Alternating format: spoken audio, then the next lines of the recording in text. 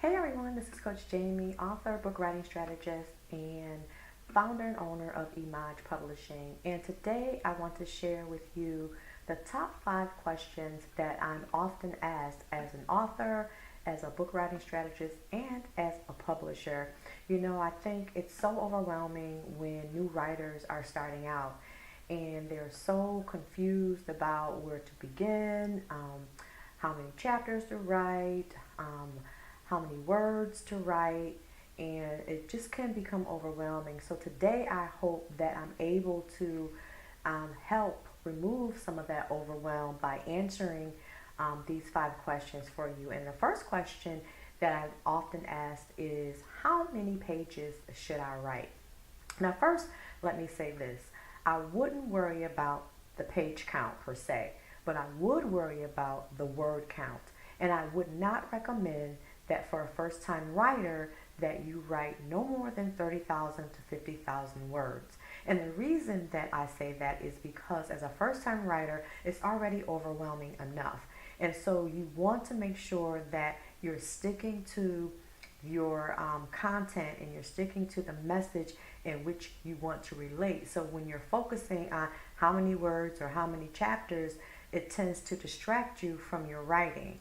And then I also want to add that you should write no more than 10 to 15 chapters. And again, I would err on the side of the 10 chapters as opposed to the 15 unless you're writing very short chapters. So I hope that helps some of you who are new writers and just wondering, okay, how many words do I write? How many chapters do I write? I want you to stay focused on the word count as opposed to how many pages, okay? All right, so number 2, how long should each chapter be? And this kind of ties into number 1, how many pages. Your chapter should depend on the message in which you want to convey. There's really no right or wrong answer, but you want to make sure that you communicate the intended message. So go back to the word count. Try to stay within the 30,000 to 50,000 words. And in that way, you'll make sure that you'll have a starting point and an ending point, and you won't become so overwhelmed. Okay, so number 3, when is a good time or the best time to write? I get this question all the time, and it really depends on you. That's my answer. It depends on you. It depends on what makes you tick. Do you write better in the morning? Are you an afternoon person? Are you a night person? When do your creative juices flow? That's when you write. Now for me, I am a night hawk. So my creative juices flow better at night. Sometimes in the morning, but more so at night. I know some of my writers, they can write in dead be quiet. It has to be really, really quiet. Or they prefer to write in a bunch of noise. So when the best time to write is whatever that time is for you. If you prefer quiet, if you prefer noise, if you prefer to write in your office, in your bedroom. I have some writers who they get their creative juices flowing in the bathroom. Hey, don't shoot the messenger, I'm just saying. But whatever floats your boat, that's when you write. So there really isn't a best time. It's just what's best for you. Okay, and so number 4, how much time should I spend each day writing? Again, for new writers, I would say no more than 1 to 2 hours. If you're a little bit more experienced, then you might want to do 4 hours. If you do 4 hours, you may want to try breaking that up, because sometimes if you're writing and you're spending too much time on one thing, you can become overwhelmed. Sometimes that's how writer's block occurs or creative block occurs when you're spending too much time on one thought or one process or one chapter. And that happens a lot. And it's not a good thing, it's not a bad thing, but it just means you may need to take a step back, walk away, and then go back to it.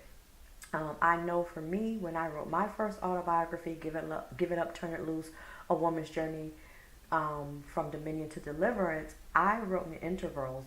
Sometimes I wrote at night, sometimes I wrote early in the morning, but I made sure, the most important thing I want you to remember is when you start, make sure you finish, okay? So the best time to write and when you should write and how much time you should spend writing really depends on you. But again, for new writers, I wouldn't spend more than 4 hours writing. And again, you may not even have to spend that much time. You may only a couple of hours a day. If you suffer from what I call the ADD of writing, when you're all over the place, then you may want to spend a little bit more time getting your ideas and getting your focus so that you can write with clarity and confidence. And we'll talk more about that in upcoming videos. All right, so my last question that I typically get as an author, a book writing strategist, and a publisher is, what fonts should I use when writing? Now, as a publisher, I prefer proposals submitted in Times New Roman because guess what? My editor is going to more than likely change the font. And so if you write with the basic font, Times New Roman, or maybe Garamond or Palatino in a 12 size, that should be enough for us to read the book and then for you to easily go back and proof your book for edit. So you don't want anything that's too small. So a 12 size font and maybe Times New Roman, Garamond, or Palatino are the fonts that personally I love to work with. I think they can be used for any type of writing, any type of story, but specifically for autobiographies and memoirs, it just makes it a little bit more clear. And we'll talk more about fonts as well.